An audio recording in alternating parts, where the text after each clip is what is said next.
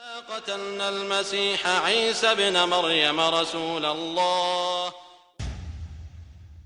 A mentionné que la prière qui était la plus difficile, ou les prières qui étaient les plus difficiles pour les hypocrites, c'est la prière de l'aube et la prière de l'Isha. Et s'ils savaient ce qu'il y a comme récompense et comme bien dans le fait d'assister à ces deux prières, ils seraient venus à quatre pattes pour y assister.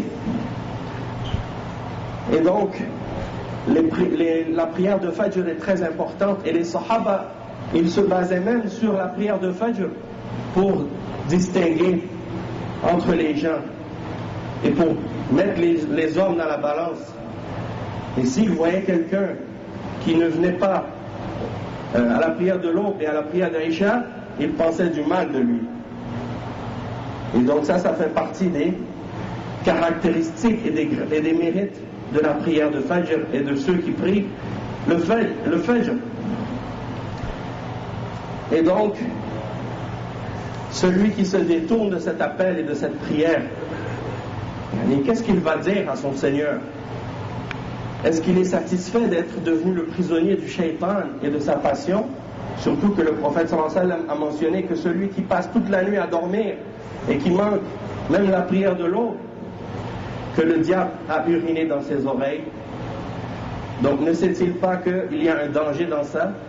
Et que celui qui laisse une prière volontairement, certains savants ont mentionné que cela est un acte de mécréance, ou celui qui fait exprès de mettre son alarme à l'heure du travail, alors qu'il sait que l'heure du travail est à 8h ou 9h, donc il va dormir et qu'il va passer l'heure de la prière de l'aube.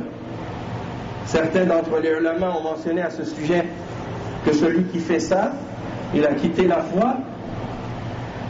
Et certains ulama ont mentionné également que celui qui fait cela, sa prière ne sera même pas valable, même s'il l'a pris. Et il sera puni pour cela au jour de la résurrection. De la vision que le prophète Mohammed sallallahu alayhi wa sallam a eue, que deux anges sont venus et ils l'ont amené avec eux en lui disant « Suis-nous » et il les a suivis.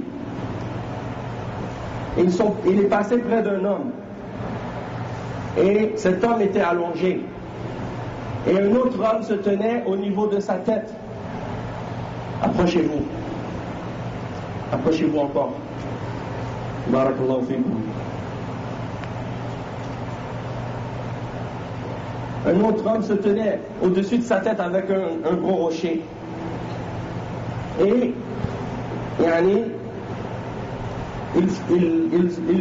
il tentait de toutes ses forces de lui fracasser la tête et de lui écraser avec ce rocher. Et lorsqu'il lui avait écrasé complètement la tête, le rocher roulait.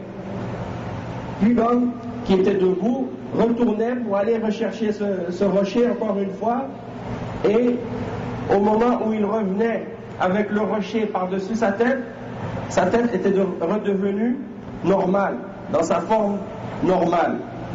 Et il recommençait encore une fois à lui fracasser la tête. Alors, le messager d'Allah sallallahu alayhi wa sallam a demandé aux deux anges, Subhanallah, qu'est-ce que c'est ça? Et les deux anges ont dit, suis-nous. Et ils sont partis. Mais à la fin de ce hadith, il y a l'explication de la signification de ce qu'il a vu. Et c'est qu'en réalité, l'homme dont on était en train de fracasser la tête avec cette pierre, c'était celui qui avait appris le Coran et qui ne le récitait pas ou bien ne l'appliquait pas, et qui dormait et négligeait la prière obligatoire.